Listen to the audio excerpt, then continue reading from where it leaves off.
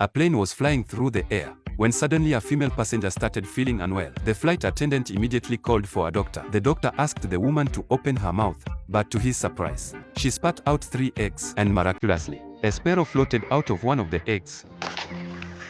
The doctor quickly called the flight attendant over, saying that he couldn't treat this condition and that the woman needed to be rushed to a hospital. Meanwhile, in the cockpit, the flight engineer suddenly started having difficulty breathing, sweating profusely, and then fainted. The captain immediately rushed over to check, and after laying the engineer down on the floor, he went to the cabin to look for the doctor. However, at that very moment, the first officer also began sweating heavily while the captain was discussing a solution with the doctor. The plane suddenly shook violently. When the captain returned to the cockpit, the first officer had already passed out. Just then, a flight attendant reported that several other passengers were showing the same symptoms. The doctor suspected food poisoning. After some investigation, the flight attendants found that all the unconscious passengers had eaten fish for dinner. Upon hearing this, the captain quickly glanced at his own meal. The doctor told the flight attendant that food poisoning usually starts with a mild fever, dry throat, followed by dizziness and itching. Once the virus enters the nervous system, it can cause severe muscle spasms, and the patient will foam at the mouth, swell up,